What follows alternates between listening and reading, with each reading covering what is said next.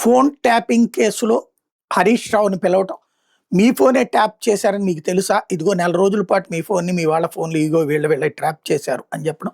నేను దాన్ని నమ్మను అని హరీష్ రావు చెప్పడం. ఆయన దాదాపు 7, 8 గంటల పాటు విచారించడం. విచారించిన తర్వాత బయటికెళ్ళినటువంటి హరీష్ రావు ఘాటైన వ్యాఖ్యలు చేయటం. సజ్జనార్‌ని నిలదీయడం. దాంతో సజ్జనార్‌లో మళ్ళీ ఇగో క్లాష్ వచ్చినట్టుంది. మొన్నట్లయితే ఎన్టీవీ వాళ్ళతో వచ్చినటువంటి ఇగో క్లాష్ తరహాలోనే ఇప్పుడు తాజాగా కేటీఆర్‌ని పిలిచారన్నమాట. యాక్చువల్‌గా ఫోన్ ట్యాపింగ్ కేటీఆర్ చేపిస్తాడా? కేసీఆర్ చేపిస్తాడా? కేసీఆర్ అప్పుడు ముఖ్యమంత్రి. ఇప్పుడున్న రేవంత్ రెడ్డి ముఖ్యమంత్రి హోదాలో సజ్జనార్‌కి చెప్తే సజ్జనార్ చేస్తున్నాడు. అప్పుడు మరి కేసీఆర్ చెప్తేనే కదా చేసేది. అప్పుడు కేసీఆర్‌ని విచారించాలి. కేసీఆర్‌ని విచారించే ముందు కేటీఆర్‌ని విచారిద్దాం అనుకుంటున్నారా? లేదంటే గనక కేటీఆర్ మేము ఎవరిని లెక్క చేయట్లేదు అన్న సంకేతం, సజ్జనార్ నాకు ఎవడు పెద్ద లెక్క కాదు అని చెప్పే సంకేతంతో చేస్తున్నారా?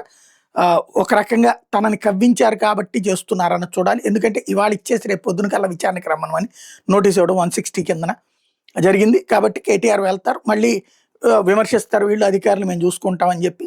ఏం చేసుకుంటారు చేసుకోండి అని ఆయన అంటారు. ఓవరాల్గా ఆయన హీరోగా, వీళ్ళని విలన్లుగా ప్రొజెక్ట్ చేయడంలో రేవంత్ సక్సెస్ అవుతున్నారు.